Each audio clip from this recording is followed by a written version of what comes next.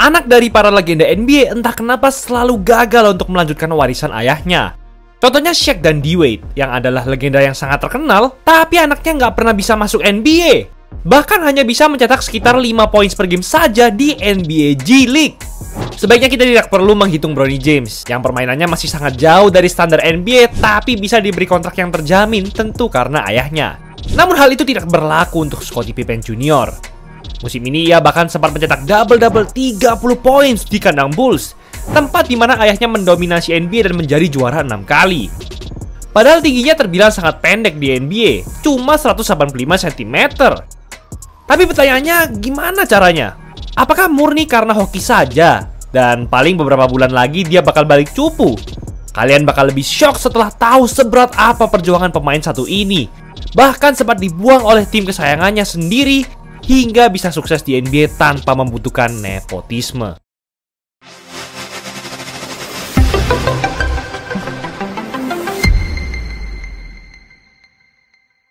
Akhir-akhir ini, Scottie Pippen Jr. berhasil menjadi salah satu pemain yang cukup solid di NBA. Meski terbilang sangat pendek, tapi talentanya luar biasa dan ia dapat bermain sangat agresif melebihi pemain-pemain lain. Bahkan Pippen Jr. juga sempat mencetak triple-double pada November 2024 lalu, yang sekaligus membuatnya bersama ayahnya menjadi duet ayah anak pertama dalam 42 tahun terakhir yang sama-sama mencetak triple-double di NBA. Tak hanya itu, hingga saat ini Pippen Jr. juga berhasil mengumpulkan 6 double-double dengan waktu bermain selama 21,3 menit per game saja. Jumlah double-double-nya itu sama dengan Stephen Curry dan lebih banyak dibandingkan beberapa mega bintang NBA seperti Kevin Durant, bahkan juga Joel Embiid yang dinobatkan sebagai MVP NBA 2 tahun lalu. Padahal karirnya sempat diambang kehancuran dan ia sempat dibuang oleh banyak tim. Lantas apa yang membuat Pippen Jr. ini spesial? Bukannya segala pencapaian itu sebenarnya terkesan biasa-biasa saja?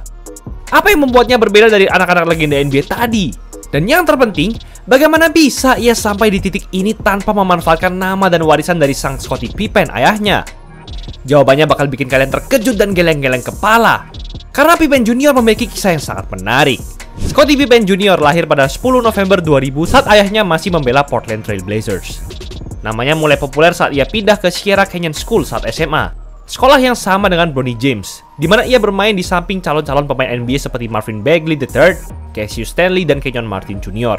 Meski skuad ini dipenuhi dengan prospek elit, Pippen Jr. masih dapat memberikan permainan yang produktif dengan rata 16,3 poin dan 4,6 assist per game pada tahun terakhirnya. Ia juga berkontribusi besar dalam membawa SMA-nya menjadi juara di tingkat negara bagian California. Namun, tidak segalanya dapat berjalan mulus bagi Pippen, sebab setelah lulus SMA, ia hanya menjadi prospek bintang 4 saja di angkatannya. Namanya bahkan tidak masuk ke dalam daftar 100 prospek terhebat versi ESPN. Tapi untungnya, Pippen Jr. masih mendapatkan sejumlah tawaran beasiswa kampus Divisi 1 NCAA, meski semuanya bukan kampus yang cukup terkenal. Pippen Jr. akhirnya memutuskan untuk mengambil tawaran beasiswa di Vanderbilt University. Pippen berhasil menjalani tahun pertama yang impresif, di mana ia mencatatkan rata 12 poin dan 3,6 assist per game.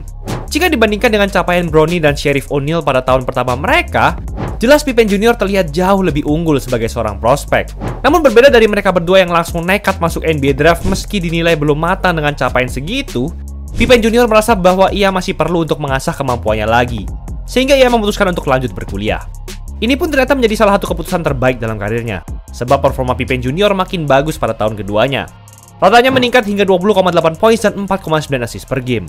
Ia akhirnya bermain selama 3 tahun bersama Vanderbilt, dan pada 2 tahun terakhirnya namanya masuk ke dalam First Team All-SEC sebagai salah satu pemain terhebat di wilayah kampusnya. Kini Pippen Jr. sudah semakin siap untuk menjadi pemain NBA dengan segudang pengalaman dan kemampuan yang ia dapat selama berkuliah. Tapi masalahnya, apakah itu sudah cukup agar tim-tim NBA yakin memilihnya? Sayangnya, tidak. Karena pada akhirnya ia tidak dipilih oleh tim manapun di NBA Draft 2022. Namun, Lakers masih memberinya kesempatan dengan memberikan kontrak 2 arah, di mana ia juga bisa bermain untuk tim jilik mereka yaitu South Bay Lakers. Mungkin ini membuat kamu bertanya-tanya, apakah upaya Pippen Jr. sia-sia selama 3 tahun berkuliah? Akhirnya tetap sama aja dengan Bronny dan Sharif kan? Di mana kemampuan mereka tidak dipercaya siapapun dan harus dikasihani oleh Lakers agar bisa merasakan bermain di NBA. Tapi ternyata Pippen Jr. memiliki rencana lain. Ia tampil dominan pada tahun pertamanya di G League.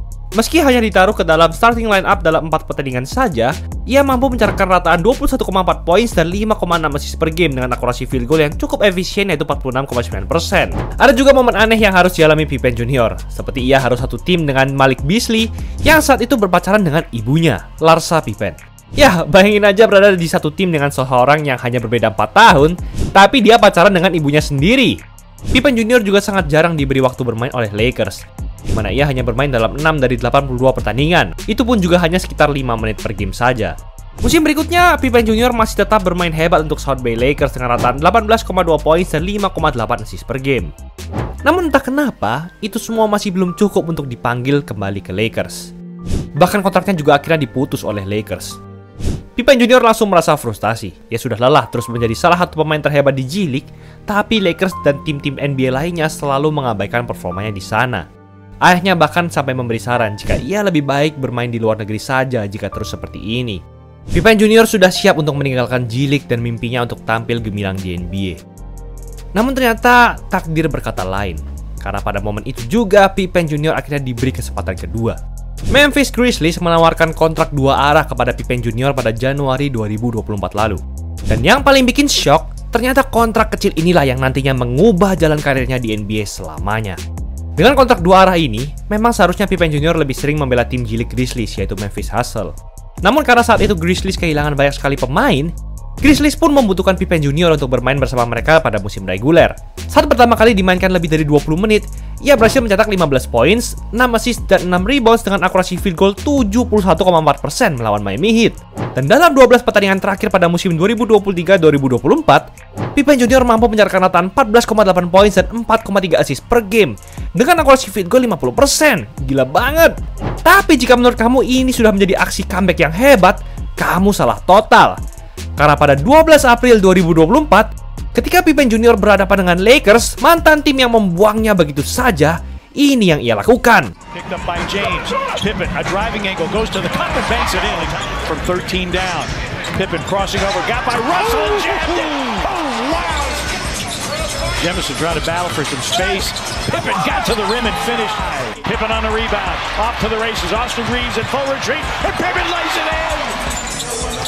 Pippen with a knockaway, dives to the floor. Look at this. Look ahead to Arabia. Pippen Junior mencetak 28 poin, 6 assist, dan 4 steals dalam pertandingan itu. Sangat impresif. Tak hanya berhasil membuktikan bahwa ia layak untuk berada di NBA, tetapi ia juga melakukan itu di hadapan tim yang selalu meragukannya selama 2 tahun terakhir.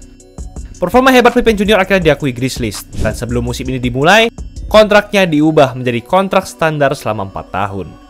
Sungguh perjuangan yang luar biasa bagi Pippen Junior. Kini ia sudah masuk rotasi tim dan mendapatkan waktu bermain yang banyak dan konsisten sebagai pelapis Ja Morant. Musim ini Pippen Junior mencatatkan rataan 9,6 poin dan 4,5 assist per game dengan akurasi field goal 46,3% per 2 Februari 2025. Keunggulan utama Pippen Junior ada di sisi playmaking. Namun ia juga bermain hebat di aspek-aspek lain seperti shooting dan defense. Pippen Junior bahkan juga bisa tampil atletis dan ia berani adu fisik meski badannya tergolong kecil. Kehebatannya ini sudah diakui oleh rekan-rekan setimnya, dan performanya tentu saja memiliki kontribusi besar terhadap kesuksesan Grizzlies musim ini. Di mana per 2 Februari 2025, mereka berhasil menduduki peringkat 3 di wilayah barat. Padahal musim lalu mereka adalah salah satu tim tercupu di NBA.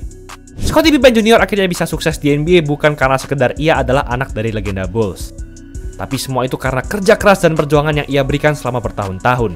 Ayahnya yang adalah legenda tidak pernah ikut campur dan menggunakan statusnya untuk menolong anaknya ketika karir NBA-nya berada dalam ambang kehancuran. Pippen Junior sangat layak untuk menikmati segala kesuksesannya ini. Jika ia terus memberikan performa yang positif bersama Grizzlies, bisa saja ia akan bertahan di NBA untuk waktu yang lama ke depannya. Tapi gimana menurut kalian? Apakah Pippen Junior benar-benar bisa sampai titik ini tanpa adanya nepotisme? Dan apakah anak legenda-legenda NBA lainnya ada yang bisa melakukan hal yang sama? Coba komen dong. Itulah episode kali ini. Cuma di bulan Februari, custom jersey sesuka hati cuma 70.000 per setel. Gas, cek out aja di Easy Sportswear. Jangan lupa like dan subscribe agar channel ini bisa berkembang dan menghasilkan video menarik lainnya. Thanks for watching, I'll see you in the next video.